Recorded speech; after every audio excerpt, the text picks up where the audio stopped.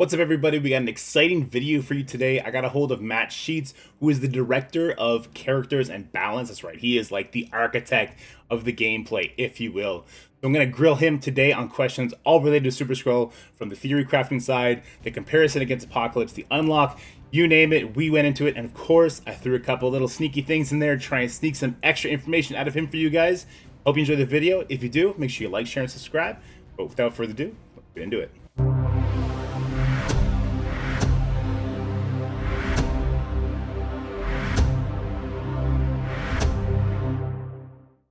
All right, guys, so here we are. And first, let me introduce the director of characters and combat. That's right, the Nick Fury of the Marvel Strike Force team, Matt Sheets. Matt, how you doing today?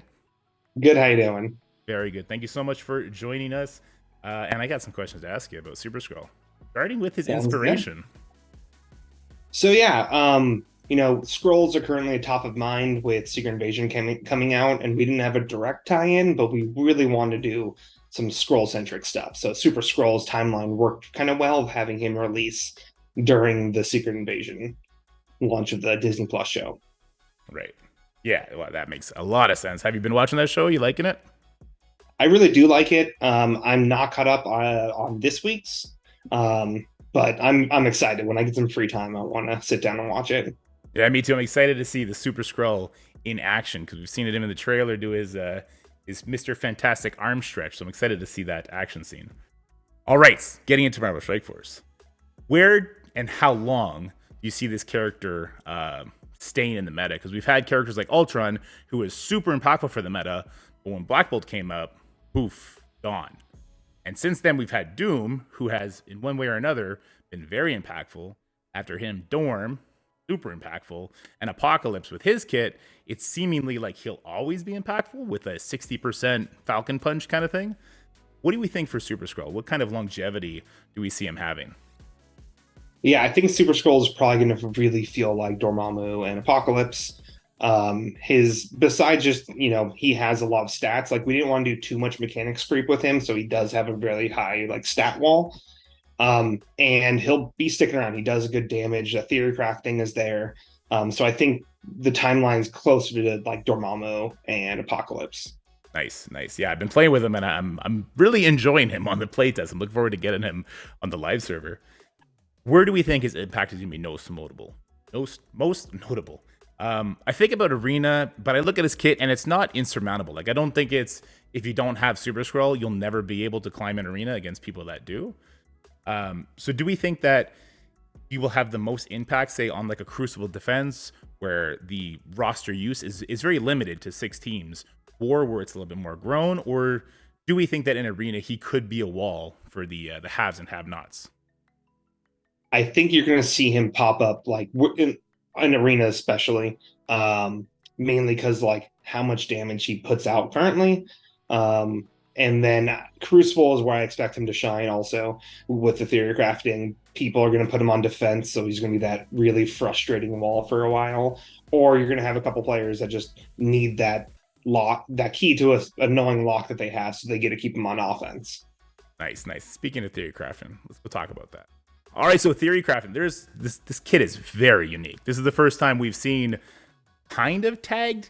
It's kind of a cookie cutter team, but also not at all. So we have in all of his abilities. If you have 2 heroes, do X. Have 2 villains, do Y. And then on the passive, if you have 5 heroes, gain X, or gain Z, I guess. And if you have 5 villains, gain DZ, whatever you want to call the variables. So lots of avenues to take to build this character. When you envisioned him, or when you were working on his kit design, what were the kind of characters that you're putting around him to see how he would balance? And do you think that is going to be the best, and you don't need to tell us, we'll figure that out on our own? Or do you think the community is going to find like something super crazy, wacky that's going to really pop off? 100% the community is going to find something insane. We have 11 or 12 dedicated designers on the Comet Pod, and so like us playtesting with our QA playtesting, versus hundreds of thousand people when they finally get them, and how many hours. And so I think the community is probably going to find some really interesting teams that we didn't really expect.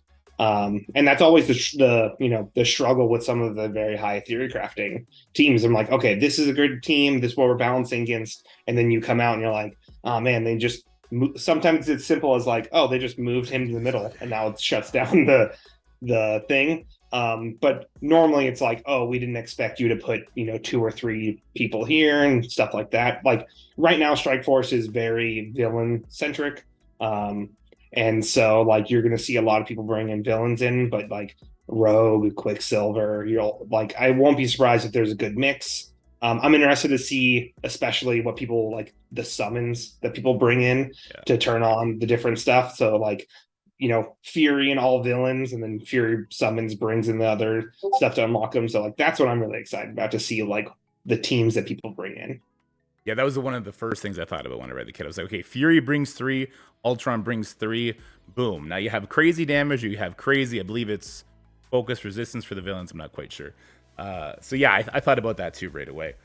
Another thing I thought about in looking at his kit, so he's got this super interesting part in his passive, right? Where it is, for every buff the enemy gets, he gets speed bar. For every negative effect his team gets, he gets speed bar. So it's almost the inverse, if you're doing the mirror matchup, than what we've done in the past, where we wanted to use Infinity Watch against Black Order because they have all these buffs on spawn. Well, if you do that against Super Skrull, now he's getting so much speed bar that he's racing to his second turn, and then every debuff you put out gets him closer to that third devastating attack, which just, it rips people apart with his stats. It's crazy. I fought a super inflated one, Mobile Gamers, because on the playtest he has a 7 red, 7 yellow, which is that's not what's in the game. I don't think that's going to be in the game for a while. But it was like, oh, my Apocalypse is gone, because he was targeting him with the ISO attack. It's like, oh, he was full life and now he's gone. So I thought that was really cool. Do you think that there's like, are we going to be seeing some new characters, new stats come out that are actually lacking buffs? Because it's kind of like a nice hard reset on our thinking when we're kind of developing a team around him, because we have to be so careful. Like, speed is king, and if Super Skrull gets to go first and he rewinds your Super Skrull, and there's 2 villains, so it's like an 80% rewind or 60%, it quickly gets out of hand. Yeah, so I think when more and more people have Super Skrull and we start balancing teams to kind of like to take on Super Skrull, you'll probably see less and less positive effects and negative effects and more of the stats. Right now, when we're balancing the new teams that come out, Super Skrull's there, and so like we use him as a balance metric, but he's not, because most people don't have him. He is not. We're not always using him in every single team's goals. So you're like, okay, well, this team's for this mode. Super Skrull is currently like I think less than 100 people have Super Skrull. So like if we balance every team currently, expecting people to use Super Skrull, that would be an insane amount of power creep. And so it keeps him more viable longer. Yeah, I think that's really cool. I think it's like a nice little soft reset as we start getting new characters, so we can kind of dial back the on spawn, have safeguard, have immunity, have defense up, have deflex, have death free. It kind of helps dial that back a bit, at least on what we might want to take against them. So I think that's pretty cool. All right, it's time for the most heated debate everybody always has. Who's the GOAT, the greatest of all time? Who's the greatest character in the game right now, Apocalypse or Super Skrull? The argument I hear is that with Apocalypse's Superman punch, he's just going to yeet out Super Skrull right away. So it's almost useless, and you should just focus on Apocalypse. What do you have to say about that? I mean, yeah, if he can actually land that hit, there's a good chance he could take out Super Skrull, but Super Skrull is tanky. He has the speed bar rewind. He has the stealth mechanic on his special. And so in my mind, Super Skrull is a stronger character than Apocalypse. Yeah, in diving through the kit and on the playtest, I'd have to agree with you, because innately Super Skrull has a faster kit. He's a 124 to Apocalypse is 122, which means you need to find a way to make your Apocalypse go first. But as we discussed earlier, he's getting speed bar for every single buff you come into the match with, and every single debuff you put out before that. So say you want to bring Kang in there to get speed bar. Well, you use Kang special, all of a sudden you give defense up to your whole team. Super Skrull just got speed bar. You put slow on the enemy team, he's getting speed bar. And oops, Super Skrull's now taking his turn. He's got 2 villains with him. I just rewound your Apocalypse by 60%. He's exposed. I'm in stealth now, and I have safeguard. Good luck. See you later. So I do think there's a misconception, and it stems from like people are playing with Apocalypse right now. He is a very overwhelmingly powerful character, and people just haven't been beaten up enough yet by Skrull. And I think that's gonna be pretty exciting. Uh, Yeah. we were talking earlier, and you were saying like really leaning into the theory crafting part, how like Super Skrull needs his team to protect him from Apocalypse. But the thing about his team is going to be ever evolving, right? So whatever new characters that come out, they might be doing interesting stuff. We might be seeing speedbar from them or anti-speedbar, like we have Apocalypse stopping Emma. Who's to say the next character doesn't stop on spawn speedbar and takes Kang out of the equation and takes the Kang Apocalypse combo away? But I think that was a very interesting take there. And then there's his damage. Like, as far as stats go, and in your testing, like how is Super Skrull comparing in just the if he reaches his ult, good luck kind of stage? Yeah, like if he once it gets his ult off, you're either losing most of your team or they're in the red and they're going to be dead for the rest of the for his other teammates. Like his damage is insane currently. Yeah. And besides his special, which it can't be dodge, blocked, or counterattacked, he's kind of in the same vein as Apocalypse, where his basic and his ultimate are unavoidable. So Weaver's not going to protect you from the Super Skrull ultimate, which I thought was very cool. So you have to choose Dark Alley.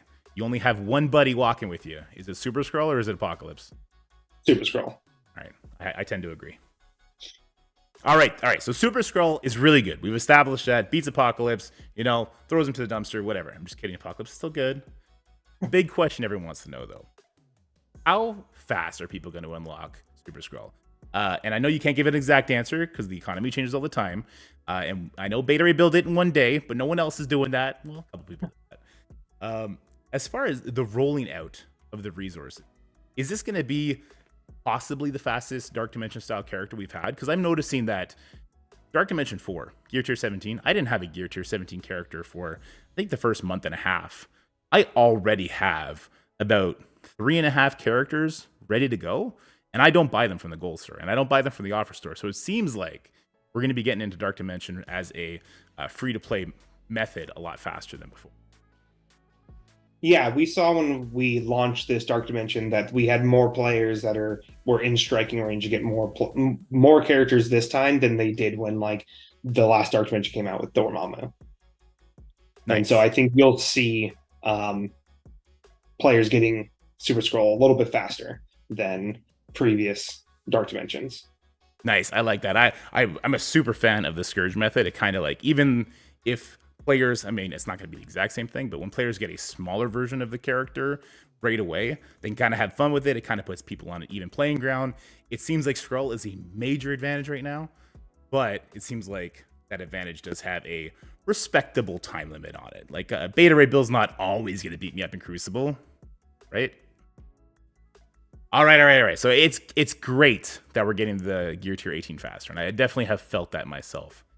But I've been looking at these Dark Dimension 6 nodes, and I've been talking to the Beta Ray Bills and the Kells and all my friends who are in there right now.